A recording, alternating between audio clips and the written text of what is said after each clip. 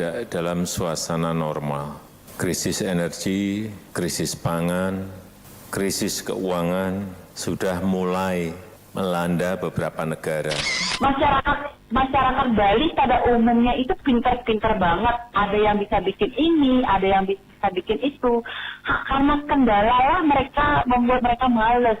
Karena apa? Satu permodalan itu yang pertama. Iya, modal. Sebetulnya konsep energi bersih yang paling baik adalah yang sesuai dengan sumber daya alam yang dimiliki oleh negara tersebut. Jadi dalam hal ini karena Indonesia ini negara kepulauan, maka konsepnya bukan lagi konsep interkoneksi. Kalau pulau-pulau yang besar mungkin bisa ya Sumatera, Jawa. Tapi begitu kita bicara Indonesia Timur, maka itu harus menggunakan kearifan lokal. Simak pembahasan topik yang menjadi isu terkini dalam dialog Hai Bali Kengken jam 9 hingga jam 10 pagi di Pro 1 RRI Singaraja, siaran kanal informasi dan inspirasi. 97,9 FM, 101,2 FM, dan AM 1080 kHz Pro 1 RRI Singaraja, kanal informasi dan inspirasi. Ya, pendengar, terima kasih Anda masih bersama kami di frekuensi FM 97,9, 101,2 MHz dan AM 1080 kHz, atau Anda bisa dengarkan melalui RRI Digital dan Anda bisa simak melalui channel YouTube RRI Singaraja Official ya. Terkait dialog interaktif Hai Bali Kengken, kita akan memperbincangkan seputar topik pengawasan logistik pemilu bersama narasumber yang telah hadir di studio, Bapak Gede Ganesa selaku anggota Bawaslu Buleleng. Selamat pagi Pak Ganesa. Selamat pagi Mbak Ayu. Ya, sehat Bapak? Astungkare. Luar biasa. Memang harus tetap sehat. Ya, karena apa? Aktivitasnya sudah mulai sibuk ya Pak betul sekali. Tahapan pemilu sudah sangat padat sekali, dan memang kita mau tidak mau harus menjaga stamina kita.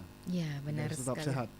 Betul sekali, jangan lupa tetap semangat Pak ya. Betul, terima kasih. Dan yang satu lagi jangan sampai lupa rumah begitu ya. Ini yang bahaya ya. Ini harus bahaya. harus ingat tetap pulang ya. Betul, jangan seperti Bang Toyib ya Pak Ganesa ya. Dan seperti yang sudah disampaikan Pak Ganesa, bahwasannya kita akan sharing Pak ya seputar topiknya pengawasan logistik pemilu. Betul. Itu bisa dipaparkan sampai saat ini sejauh mana perkembangannya Bapak terkait dengan distribusi logistik. Betul. Okay. Baik, jadi terima kasih Wayu. Jadi hari ini kita bisa sharing tentang pengawasan logistik. Memang tahapan pemilu hari ini sudah memasuki ada beberapa tahapan besar ya, seperti tahapan kampanye, terus juga tahapan rekrutmen KPPS oleh KPU, dan yang terbesar ini adalah tahapan pengadaan dan distribusi logistik. Dan secara tahapan ini sudah kami awasi dari proses pengadaannya. Jadi dari proses KPU menentukan tender untuk pengadaannya itu sudah kita awasi, dan beberapa sudah didistribusikan ke gudang KPU. Jadi kita juga sudah awasi pendistribusiannya, dan memang kami di Bawaslu punya kewenangan penuh untuk memastikan bahwa tahapan ini bisa berjalan dengan baik. Dan memang secara teknis untuk logistiknya itu kan KPU yang menyediakan ya, yang melakukan proses. Kami yang melakukan pengawasan terhadap proses tersebut, memastikan bahwa dia tepat sasaran, tepat waktu, tepat jenis. Dan hari ini memang sudah cukup banyak, dan tinggal beberapa logistik yang belum datang ya. Jadi pengadaan sudah dilaksanakan, distribusi juga dari tempat pengadaan ke gudang KPU juga sudah dilakukan. Terakhir di KPU sudah mendatangkan itu surat suara. Ini kan yang terpenting ya. Jadi sudah ada 4 jenis surat suara yang tiba di gudang KPU. Itu mulai dari surat suara DPR RI, lalu ada surat suara DPRD provinsi, surat suara DPRD kabupaten, dan yang terakhir kemarin baru datang itu surat suara presiden dan wakil presiden. Tinggal nanti menunggu surat suara DPD. Dan di KPU sendiri sudah kita awasi, sudah dilakukan proses persortiran dan juga pelipatan. Jadi kemarin memang kita memberikan beberapa himbauan kepada KPU, karena memang di 2019 kemarin kita punya cerita yang tidak begitu baik terkait tentang logistik. Apa jadi itu ceritanya, ada keterlambatan Pak Ganesa? distribusi logistik. Jadi seharusnya itu distribusi logistik itu untuk ke TPS itu kan seharusnya H-1 sudah tiba di TPS. Tetapi kemarin di 2019 karena beberapa kendala itu TPS logistik dikirim itu di hari H. Sehingga tentu ini menjadi catatan kita ya, bahwa bagaimana nanti di tahun ini di pemilu 2024 kita di penyelenggara pemilu khususnya di Buleleng memastikan hal itu tidak terulang lagi. Oke, minimal H-1. Jadi sesuai ketentuan memang H-1 logistik itu sudah terdistribusi ke 2.275 TPS Buleleng. Oke, itu bisa menjadi evaluasi Ya, ya ke betul. depannya ya Pak Jadi Ganesa memang sudah sangat kita evaluasi. Beberapa kondisi memang yang masih ada, misalnya gudangnya. KPU masih menggunakan gudang yang sama ya di Pemaron. Gudang 2019 dan gudang 2024 ini masih gudang yang sama, sehingga kita mengimbau bagaimana nanti dengan kondisi gudang yang sama KPU Buleleng dapat melakukan pemetaan. Jadi bagaimana memastikan, karena tentu nanti dengan total TPS yang terbesar di Bali, kemudian juga jumlah logistik yang sangat besar kan, kita perlu tidak hanya bagaimana luas besar tempatnya, tapi juga pemetaannya, yang mana akan keluar duluan, yang mana akan diambil duluan. Itu sudah kita himbau untuk bisa sesegera mungkin dilakukan penataan oleh KPU Buleleng, sehingga nanti ketika distribusi logistik sudah terukur nih desa mana yang akan dikirim terlebih dahulu, apakah desa-desa terjauh, sehingga misalnya Kecamatan Buleleng ditaruh di akhir karena dekat jaraknya, sehingga tidak jadi kondisi-kondisi seperti kemarin. Begitu juga nanti karena memang distribusi logistik kalau yang 2019 itu kan KPU bekerja sama dengan PT Pos ya dalam distribusinya, sehingga juga ada beberapa kendala. Nah tahun ini KPU melakukan proses distribusi logistik itu ke TPS itu dilakukan secara swakola, diberikan kepada PPK kecamatan. Nah ini kita pastikan agar PPK kecamatan juga memastikan kendaraan-kendaraan yang nanti akan dipakai distribusi, misalnya dari keamanannya, terus juga kenyamanannya, dan juga dipastikan agar tidak ada nanti kan cuaca juga kita belum tahu ya, apakah nanti ada hujan, apalagi ini surat-suara kalau sedikit saja kena air kan bermasalah. Betul. Itu juga kita pastikan bagaimana nanti PPK atau panitia di tingkat kecamatan memastikan kendaraan-kendaraannya itu layak untuk distribusi. Terutama bagaimana juga memastikan alur distribusinya kemana terlebih dahulu. Dan kita juga mendorong panwascam kita di tingkat kecamatan untuk segera berkoordinasi dengan PPK-nya, termasuk juga memastikan nanti logistiknya akan ditaruh di mana nih, jangan-jangan gudangnya aman nggak atau tidak. Nah, itu juga kita dorong, termasuk di desa-desa, di daerah-daerah mana saja yang menjadi titik rawan, itu kita lakukan. Oke, berarti sebelumnya sudah disurvei dari Bawaslu sendiri Pak ya? Bawaslu Kabupaten Buleleng sudah menginstruksikan kepada jajaran terbawah, baik itu Panwascam dan PKD untuk melakukan pemetaan. Jadi daerah mana terjauh, daerah mana yang dulunya itu sulit terkirim, sehingga itu menjadi prioritas yang terlebih dahulukan. Misalnya ada daerah di Sukesade, ada daerah Pegadungan yang satu TPS-nya itu ternyata ada di wilayah desa Pegayaman dan sulit dijangkau, sehingga ini kita lakukan pemetaan agar bisa terlebih dahulu diutamakan sehingga tidak lagi terjadi kendala seperti 5 tahun lalu. Termasuk gudang-gudangnya, karena jumlah kotak yang akan sangat banyak diterima, apakah nanti kotaknya aman, kita menghindari hal-hal yang kita inginkan. Ya, berkacamata ataupun berdasarkan pengalaman sebelumnya Pak ya, 5 tahun lalu, kira-kira apa saja faktor-faktor penyebab yang bisa menjadi tantangan begitu dalam pengawasan distribusi logistik ini Pak Ganesa? Jadi memang faktor-faktor penyebab ya, yang berdasarkan pengalaman kemarin ada beberapa hal. Salah satunya memang terkait gudang. Gudang kemarin memang kurang maksimal termanfaatkan, walaupun secara luas wilayah cukup luas, hanya saja memang waktu itu belum maksimal termanfaatkan karena dari luasan yang ada di gudang tersebut tidak semua dapat digunakan.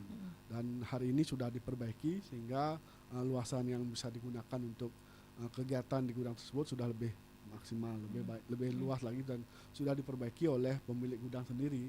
Artinya KPU sudah mendorong agar pemilik gudang memperbaiki misalnya jalannya, lalu ruang-ruangannya yang dulu tidak bisa digunakan jadi sekarang bisa digunakan. Nah, yang kedua terkait tentang SDM, jadi sumber daya orang yang melakukan kegiatan di gudang tersebut.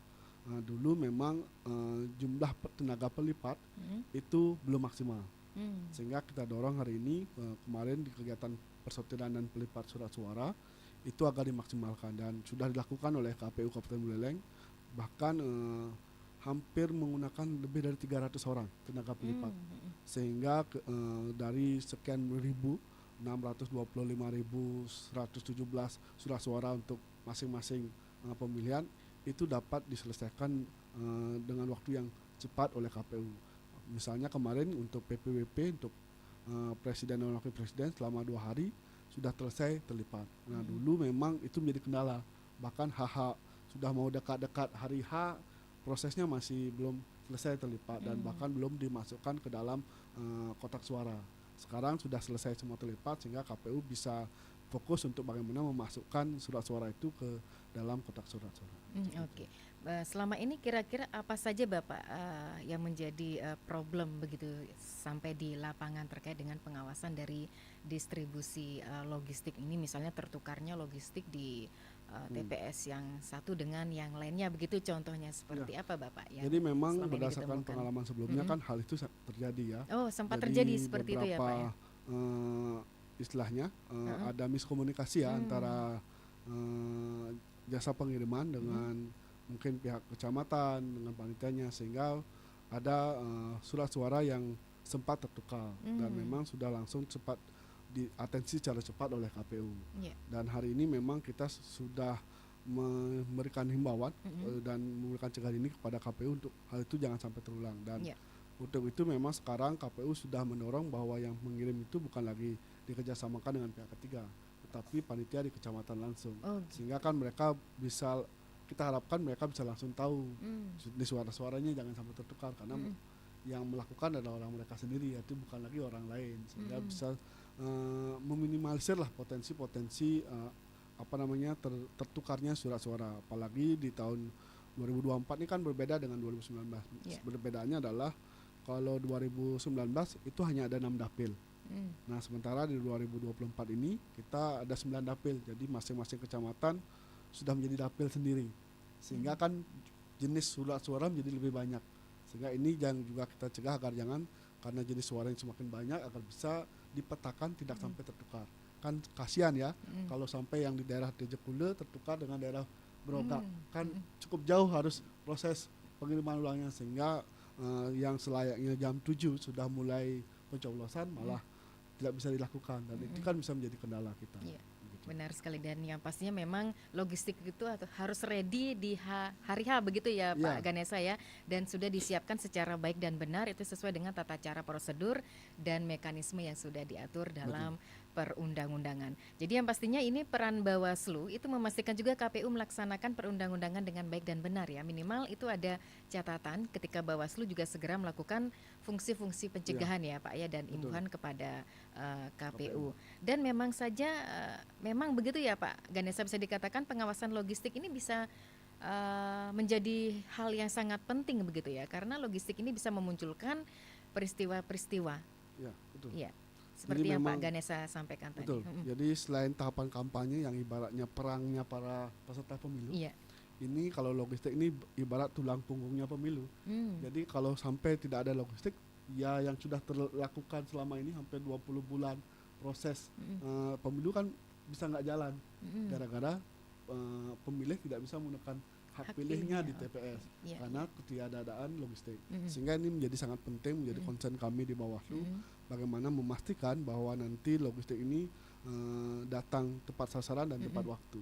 Dan ini jadi sangat penting, apalagi kita punya cerita yang kurang baik lah di 2019, sehingga ini menjadi catatan yang menjadi perhatian, bahkan tidak hanya di Buleleng, bahkan Bawaslu Provinsi Bali, KPU Provinsi Bali memiliki atensi khusus bagaimana memastikan nanti di 2024 logistik di Kabupaten Buleleng tidak terkendala. Oke, dan yang pasti ini sudah ditekankan kepada seluruh anggota Bawaslu Pak ya? Betul, jadi atensi khusus dari tingkat provinsi, kabupaten dan juga untuk di tingkat desa dan kecamatan. Jadi kecamatan sudah kami instruksikan untuk sesegera mungkin berkoordinasi dengan masing-masing PPK-nya, termasuk nanti kendaraan apa yang digunakan, jangan sampai malah kendaraan pickup biasa yang digunakan. Padahal jumlah kotak suaranya sangat banyak. Tentu akan misalnya 2-3 kali pengiriman dan tentu tidak efektif ya. Sehingga kita dorong mencari truk yang lebih besar sehingga bisa sekali angkut, sehingga waktunya lebih efektif. termasuk gudangnya juga kami minta masing-masing PKD yang ada di desa itu memantau tempat-tempat yang akan digunakan sebagai tempat penyimpanan logistik. Nah ini penting karena kita juga tidak mau nanti malam-malam tiba-tiba ada logistiknya yang hilang atau disalahgunakan oleh oknum-oknum tertentu. Nah, tentu ini juga kita hindari. Baik, tentu saja ini seperti apa mekanisme pengawasan begitu Pak, dan juga pola kerja yang sistematis agar berjalan secara optimal dari Bawaslu Jadi sendiri. memang Bawaslu punya beberapa strategi ya untuk melakukan pengawasan. Pertama kita bahkan melakukan pengawasan langsung atau pengawasan melekat. Jadi secara rutin kita hadir di gudang KPU memastikan apa-apa saja yang sudah dilakukan oleh KPU. Termasuk sebelumnya kita juga sudah melakukan atensi terhadap rekanan-rekanan yang menjadi penyedia atau pengadaan logistik KPU. Kemarin kita sudah melakukan kunjungan misalnya sampai ke Gresik, ke Temprina Gresik, ke Temprina Surabaya, ke Klaten, tempat-tempat produksinya dilakukan. Memastikan bahwa memang ini sesuai, termasuk juga ketika distribusi dari Temprina Denpasar dikirim ke logistik gudang KPU, itu kita kawal langsung. Jadi dari mulai di loading surat suaranya sampai dikirim dari melalui beberapa jalur yang kemarin lewat jalur Karangasem itu kita awasi betul, bahkan waktunya hampir 8 jam perjalanan kita awasi sehingga sampai tidak jadi masalah. Yang kedua memang kita secara gini melakukan koordinasi dengan KPU, termasuk juga jajaran kami misalnya PKD-nya dengan PPS, Panwascam dengan PPK-nya, kami juga dengan KPU-nya secara rutin berkoordinasi terkait apa yang akan dilakukan, bagaimana penanganannya, seperti apa, kapan direncanakan, itu kita langsung lakukan koordinasi sehingga kita juga tahu nanti apa yang akan dilakukan oleh KPU sehingga kita juga bisa memetakan bagaimana strategi kita melakukan pengawasan untuk memastikan apa yang dilakukan itu nanti sesuai dengan ketentuan. Oke. Dan apakah Bawaslu juga sudah bisa mengidentifikasi begitu Pak Ganesha? Mungkin bisa dikatakan identifikasi awal ya terhadap potensi pelanggaran begitu. Kita sudah melakukan ya. Jadi identifikasi potensi masalah yang akan ada pada distribusi logistik. Misalnya tadi yang sudah saya sampaikan, pertama sebenarnya ada terkait gudangnya logistik sudah kita identifikasi dan sudah diperbaiki oleh KPU. Yang kedua terkait SDM-nya, jadi sumber daya yang akan tenaga pelipat itu sudah kita identifikasi dan sudah diperbaiki oleh KPU dengan jumlah volume. Nah sekarang yang tugas terakhir kita ini untuk identifikasi masalah terkait distribusi logistik, karena memang prosesnya belum jalan. Ini yang sedang kita dorong. Jadi benar-benar kita pastikan agar nanti penyedia logistik, penyedia distribusinya ya atau penyedia layanan distribusi logistiknya ini benar-benar baik sehingga tidak sampai terjadi kendala. Kemarin saja misalnya ketika kami mengawasi distribusi logistik di Temprina Denpasar ya, pengiriman yang seharusnya bisa 4 jam 5 jam itu sampai 12 jam perjalanan. Nah, tentu ini kan potensi menghambat proses, dan ini juga sudah kita identifikasi, kita sampaikan langsung, kita berikan saran langsung kepada KPU untuk bisa mengganti istilahnya pengangkutnya. Jadi kendaraan yang akan digunakan mengangkut kita langsung ganti. Dan kemudian ada juga identifikasi masalah terkait tentang surat suara yang rusak ya. Jadi misalnya kemarin ada proses pensortiran, kami menemukan beberapa memang ada tenaga lipatnya itu tidak mensortir atau tidak membuka, hanya melipat, langsung melipat ya, karena memang honornya berdasarkan jumlah yang mampu dia lipat, sehingga kan mungkin ada upaya untuk bagaimana mempercepat proses lipatnya sehingga dapat banyak. Nah kita ini sudah antisipasi bahwa tenaga pelipat itu wajib melakukan sortir, jadi mengecek surat suaranya apakah jangan sampai ada yang sudah tercoblos seperti itu ya. Jadi sudah kita pastikan dan semua sudah kita kawal, termasuk nanti sisa surat suara yang rusak ini jangan sampai nanti dimanfaatkan oleh oknum-oknum tertentu, kan bisa saja ya, sangat mungkin. Kita jadi pastikan berapa jumlahnya, apa jenis rusaknya, jenis rusak apa saja, sehingga ini kita sudah kita data sehingga nanti di hari H itu akan dimusnahkan. Jangan sampai nanti itu dimanfaatkan untuk hal-hal yang tidak kita inginkan. Berarti sudah dipikirkan sedemikian Ya. rupa ya Pak dari pra, sedang dan juga Ya, pasca sudah, dari begitu proses ya. pengadaan sampai hingga proses distribusi, kita benar-benar memastikan bahwa itu sesuai dengan ketentuan. Kembali lagi karena kita tentu karena punya pengalaman ya yang tidak baik di 2019, dan ini jadi catatan penting kita untuk Buleleng bahwa ternyata ada TPS yang baru bisa mencoblos di atas pukul 7 karena memang logistik yang terlambat, dan ini menjadi catatan penting sehingga 2024 ini kita menjadi lakukan atensi khusus bagaimana jangan sampai hal itu terulang lagi. Oke, iya. Dan menurut perkembangan saat ini, kalau menurut Bapak bagaimana dengan tahapan kampanye yang sudah berlangsung sebagai penyelenggara pemilu? Baik, selain juga memang pengawasan tahapan logistik yang sedang kita awasi, hari ini juga sedang berlangsung tahapan pelaksanaan kampanye dan sudah berlangsung dari 28 November sampai nanti di 10 Februari. Dan untuk di Kabupaten Buleleng sendiri memang sudah cukup banyak kegiatan kampanye yang sudah dilakukan oleh peserta pemilu. Itu sudah hampir, dari catatan kami itu hampir lebih dari 238 kegiatan kampanye yang sudah kita awasi. Dan memang kami belum menemukan adanya dugaan pelanggaran dalam kegiatan kampanye. Nah, yang banyak juga dilakukan kampanye selain kegiatan tatap muka atau istilahnya pertemuan terbatas, para peserta pemilu kan juga melakukan namanya pemasangan alat peraga ya, alat peraga kampanye yang memang sudah kita lihat di pinggir-pinggir jalan, di hampir di seluruh upaya-upaya pencegahan. Walaupun kita sadari karena SDM terbatas, tentu juga kita butuh waktu ya untuk memastikan semua alat peraga yang terpasang tidak pada tempatnya itu bisa kita atensi dengan cepat. Dan memang sudah cukup banyak ya.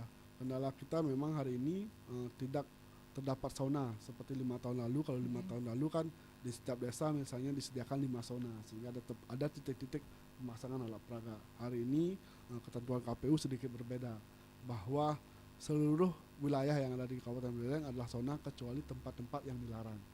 Nah, ini menjadi atensi kita juga, jangan sampai ini dimanfaatkan secara berlebihan oleh para caleg ya, karena tidak ada sauna dia bisa pasang di tempat-tempat, padahal ada ketentuan bahwa kalau dipasang di tempat pribadi atau tempat swasta itu wajib mendapat izin.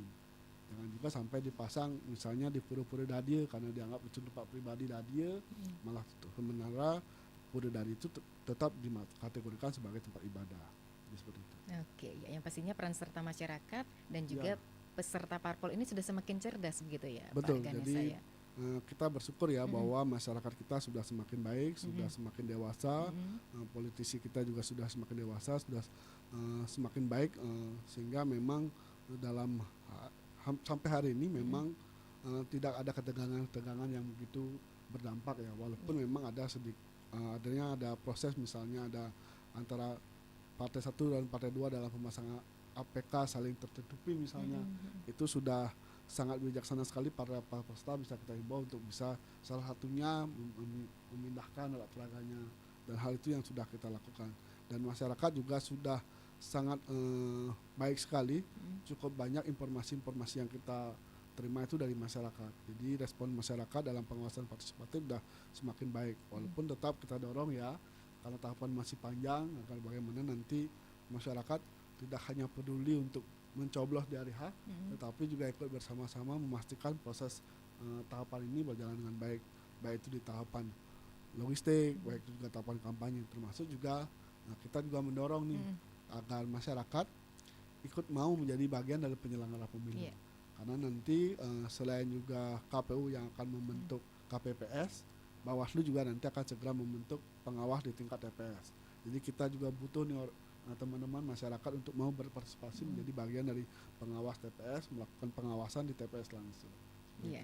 Dan yang pastinya diharapkan agar seluruh jajaran memahami aturan yang berlaku begitu Pak ya, dan mekanisme pengawasan seperti yang sudah Pak Ganesa sampaikan tadi. Iya, betul sekali. Memang salah satu senjata utama kita adalah peraturan. Jadi mau tidak mau, suka tidak suka, seluruh jajaran harus memahami aturan. Jangan sampai nanti turun ke lapangan malah salah memahami aturannya, dan ini menjadi penting juga bahwa kita harus memahami aturan, baik itu Undang-Undang 7 2017 tentang pemilu, baik juga terkait tentang perbawaslu, peraturan Bawaslu. Bahkan kita juga mendorong jajaran kita di pengawas memahami PKPU-nya, sehingga ketika sadar peraturan KPU secara teknisnya, kita bisa ikut mengawasi bahwa yang sebaiknya dilakukan seperti apa. Kalau itu sampai tidak dipahami, tentu juga akan berat melakukan proses-proses pengawasan. Oke, ya kita juga menantikan atensi pendengar ya Pak Ganesa ya. Siap. Sembari sharing-sharing tadi sudah panjang lebar disampaikan dengan topiknya pengawasan logistik pemilu di Dialog Interaktif Hai Bali Kenken. Selain di 24644 pendengar, Anda bisa beratensi ke WA Pro 1 di 0811 3999790. Dan sembari menantikan atensi pendengar, Pak Ganesa mohon izin ya, kita jeda sejenak. Siap. Aduh, ternyata nggak bener ya info ini. Mana aku udah share link ke grup lagi. Hapus aja deh. Semoga aja belum ada yang lihat. Kenapa sih? Pagi-pagi udah ribet. Ini nih, tadi aku share link berita ke grup tapi ternyata beritanya hoax. Kan jadi nggak enak. Makanya, kalau mau share berita cari sumber yang bener dong. Jangan portal sembarangan. Kalau aku sih referensinya ini nih, rri.co.id. Infonya lengkap, ada berita update tentang Jakarta, Nusantara dan dunia. Dan yang terpenting, berita-beritanya dijamin bener dan bukan hoax. Apa tadi? rri.co.id. Wah, iya nih. Lengkap ya infonya. Ada juga berita foto, video, infografis, dan bisa sambil streaming RRI juga. Wah, mantep sih ini. Pokoknya update berita tentang daerah kita yang benar alias anti hoax ya di rri.co.id. rri.co.id, sumber terpercaya dan teraktual.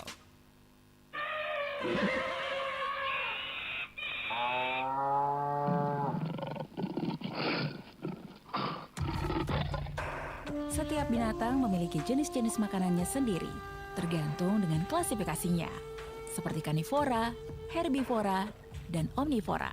Namun, ada beberapa binatang yang juga memakan hal yang tidak biasa, sebagaimana binatang lainnya. Contohnya, memakan batu. Tahukah Anda, cacing kapal atau bahasa latinnya Lithoredo abatanica adalah salah satu binatang yang memakan batu, dimakan dan dicerna, kemudian dikeluarkan menjadi pasir halus. Peneliti di Marine Science Center di Universitas Northeastern Massachusetts, Ruben Sipoy mengatakan, disebut cacing kapal karena mereka memakan kayu kapal. Mereka punya gigi kecil dan tajam, sehingga dapat membuat lubang. Kayu-kayu tersebut mereka simpan dan cerna di usus.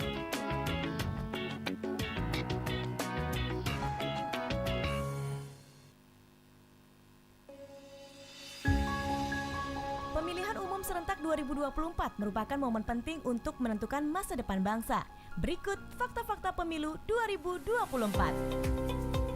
Pemungutan suara meliputi pemilihan presiden dan wakil presiden, anggota DPR RI, DPRD, dan DPD RI akan dilaksanakan serentak bertepatan dengan Hari Valentine 14 Februari 2024. Pemilu 2024 diikuti 18 parpol nasional dan 6 parpol lokal Aceh. Pemilih muda pada pemilu 2024 mencapai 107 juta, yakni mereka yang berusia 40 tahun ke bawah pada 14 Februari 2024. Berdasarkan data penduduk potensial pemilih pemilu pada akhir 2022, jumlah pemilih perempuan lebih banyak ketimbang laki-laki.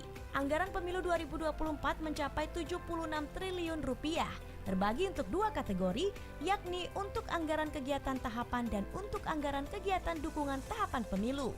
Pada pemilu 2024, pemilih disabilitas didominasi tunanetra, disusul disabilitas fisik, disabilitas intelektual, disabilitas mental, disabilitas wicara, dan disabilitas rungu. Ayo bersama sukseskan pemilu serentak 2024. Pemilih berdaulat, negara kuat.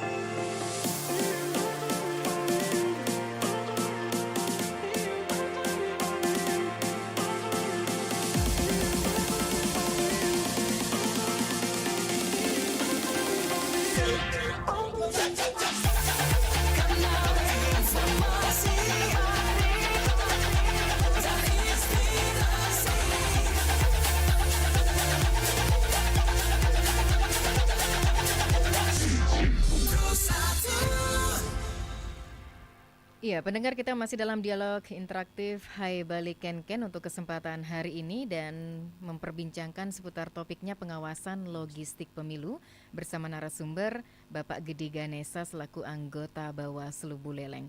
Kita masih menantikan atensi Anda pendengar di 24644 ataupun ke WA Pro 1 di 0811 3999 790 ya. Dan yang pastinya Bawaslu ini melakukan fungsi pengawasan terkait dengan tata cara prosedur dan mekanisme dari logistik yang disiapkan KPU. Jadi jangan sampai kemudian nantinya terjadi problem begitu ya di lapangan ya, Pak Ganesa ya. Dan minimal ketika ada catatan kecil, jangan sampai membesar catatannya ya Pak Ganesa ya. Bawaslu sesegera mungkin melakukan fungsi-fungsi pencegahan dan imbuhan begitu kepada KPU. Sejauh ini sampai mana Bapak integrasinya ataupun tingkat koordinasinya kepada KPU? Baik, jadi memang KPU sangat terbuka ya, memberikan segala informasi yang kami butuhkan terkait pengawasan logistik.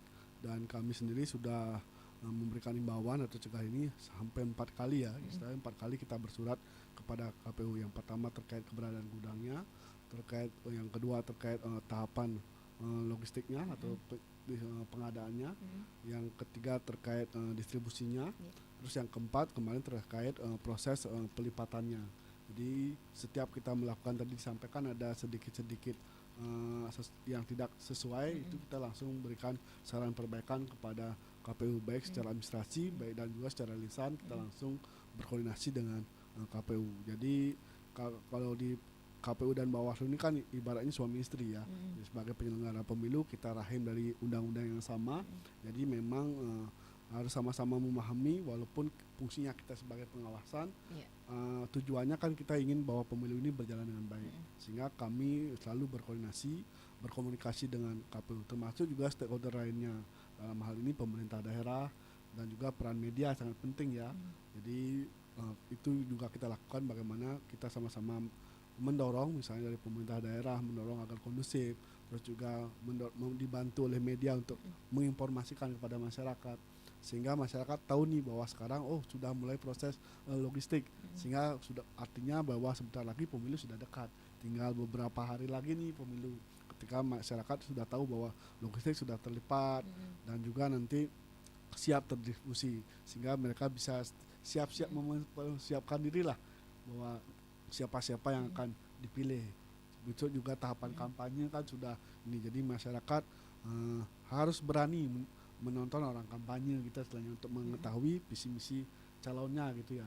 Kecuali memang pihak-pihak yang dilarang, misalnya ASN, TNI, Polri memang dibatasi untuk tidak terlibat aktif dalam kegiatan kepemiluan. Meskipun ASN ini kan punya hak pilih, tetapi sesuai ketentuan baik undang-undang ASN dan juga undang pemilu, ASN ini dilarang terlibat dalam kegiatan politik praktis. Termasuk di dalamnya juga perangkat desa, perbekal, BPD.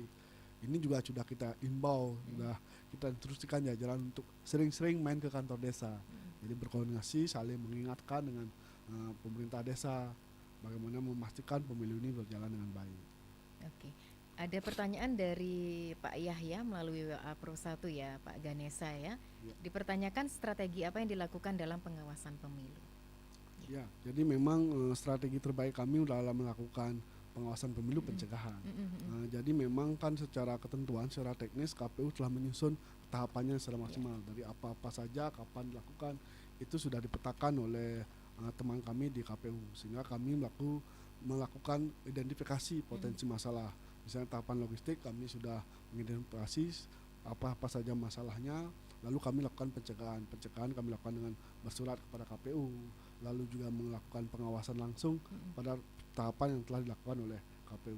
Jadi itu strategi kami sebelum kami memang jika menemukan dugaan pelanggaran, kami tidak ragu-ragu untuk melakukan proses tindakan jika memang ditemukan dugaan pelanggaran. Dan memang tapi strategi yang kami ucapkan adalah diutamakan itu adalah pencegahan.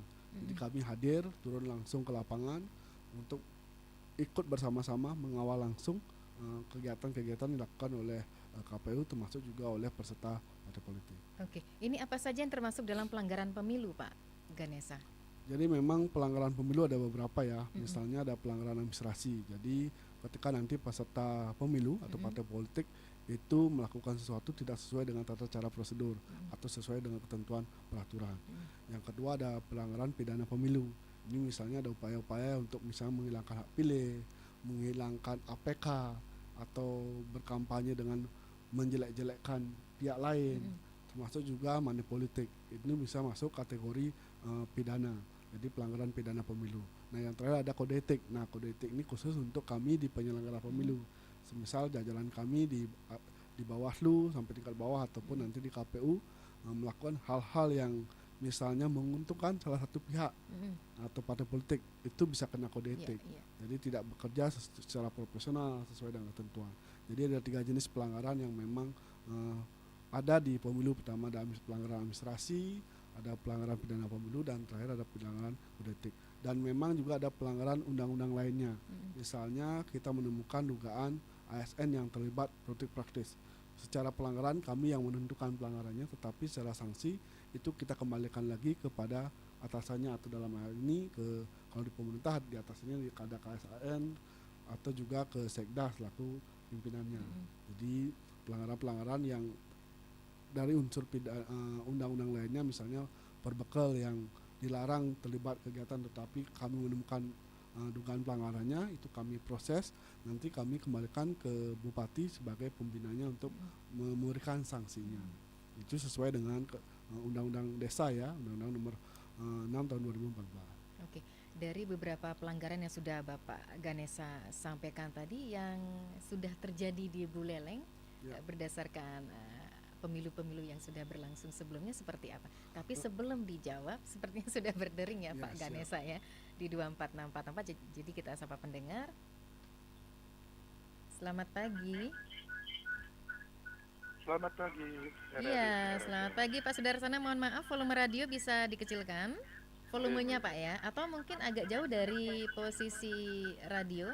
Cukup monitor melalui handphone supaya tidak feedback. Iya. Udah nih. Oke, sudah. Silakan Pak Sudarsana. Selamat pagi Bapak Ganesha, rekan kami dari Pagi kalau tidak salah. Betul Pak Sudarsana. Tetangga ya. Siap. Terima kasih Bapak Ganesha. Tadi sudah disampaikan terkait dengan pengawasan logistik dan juga pengawasan tahapan kampanye yang sudah berjalan. Di mana kami melihat bahwa tahapan kampanye di Buleleng sangat-sangat aman dan damai, sudah berjalan dengan lancar, dan tadi disampaikan tidak ditemukan masalah. Ini sudah luar biasa sekali. Masyarakat sudah semakin cerdas dan paham terkait dengan pemilu, sudah banyak pengalaman, dan juga terkait dengan pengadaan logistik itu sudah dilaksanakan sudah sebulan, di mana kami lihat banyak terjadi kartu-kartu yang rusak, itu sudah diketemukan oleh pengawas. Dan bagaimana antisipasinya, apa sudah diadakan penggantian sehingga kartu-kartu suara jadi komplit di setiap TPS nanti. Dan selanjutnya di mana kami melihat di tahun 2019 pemilu tahun 2019 di hari H masih terdapat, apalagi sudah mulai proses pemilihan, kartu suara belum lengkap di distribusi di setiap TPS. Ini perlu dijaga, diantisipasi bagaimana caranya agar ke depan di 2024 ini distribusi peralatan kartu suara harus sudah lengkap di H-1 di setiap TPS, sehingga tidak terulang kembali di 2019. Ini perlu diantisipasi. Dan selanjutnya pengawasan yang terpenting di hari H, yaitu C6. C6 sering terjadi disalahgunakan, di mana nama pemilih dan yang membawa ke TPS beda nama ini perlu diantisipasi oleh pengawas-pengawas di setiap TPS. Itu saja kami sampaikan. Mudah-mudahan Bapak Ganesha dengan tim semuanya harus tanggap bagaimana mengawasi di setiap TPS. Sekian, terima kasih. Mudah-mudahan jalannya pemilu 2024 dapat berjalan aman, lancar, damai, dan menghasilkan pemimpin yang berkualitas dan dapat membangun Indonesia yang baik. Sekian, terima kasih. Baik, terima kasih Pak Sudarsana atas atensinya. Selain Pak Sudarsana ya, kita juga menantikan pendengar lain yang ingin berinteraksi langsung bersama Bapak Gede Ganesha selaku anggota Bawaslu Buleleng dalam dialog interaktif Hai Balikankan seputar topiknya pengawasan logistik pemilu ya. Yang tadi belum terjawab atau mungkin ditanggapi dulu apa yang disampaikan oleh Pak Sudarsana. Ini merupakan sebuah apresiasi dari Pak Sudarsana. Terima kasih sekali Pak Sudarsana sudah selalu setia juga ikut mendukung kami ya di kegiatan-kegiatan pengawas. Memang tadi juga sudah kami sampaikan bahwa kita punya catatan yang kurang baik di 2019. Ada logistik yang memang tiba ketika hari H pemilu sudah dilaksanakan dan ini menjadi catatan penting bagi Kabupaten Buleleng. Dan hari ini memang kita sudah mengupayakan sekali dan sudah mendorong secara penuh melakukan pengawasan kepada KPU agar hal tersebut tidak terulang. Misalnya tadi terkait SDM pelipat misalnya, bahwa dulu ada terbatas jumlah pelipatnya, sekarang bahkan KPU membuka hampir 400 tenaga pelipat yang digunakan. Artinya memang KPU sendiri sudah mengupayakan semaksimal mungkin bagaimana nanti tidak terulang kembali logistik yang tibanya tidak tepat waktu. Nah, terkait yang kedua tadi disampaikan surat suara rusak. Memang hasil pengawasan kami ketika ada proses persortiran dan pelipatan menemukan memang cukup banyak surat suara yang rusak. Misalnya karena warnanya yang blur, lalu ada yang robek atau hal sebagainya. Sehingga memang kita rekomendasi kepada KPU untuk tidak digunakan. Sehingga nanti surat suara yang rusak ini nanti akan dihitung jumlahnya masing-masing jenis surat suara. Itu nanti juga akan segera dimohonkan oleh KPU kepada penyedia. Sehingga sebelum nanti bisa juga terpenuhi. Sehingga sebelum hari H lah istilahnya surat suara yang rusak-rusak kemarin bisa segera dipenuhi. Dan KPU memang sudah melakukan pemetaan terkait hal tersebut. Misalnya kalau sudah ada surat rusak, langsung dilakukan pemetaan jumlahnya, langsung dilakukan pemohonan kepada penyedia untuk segera bisa dikirimkan penggantinya. Karena memang ini untuk surat suara ini penting sekali, jumlahnya nggak boleh lebih, nggak boleh kurang, harus tepat.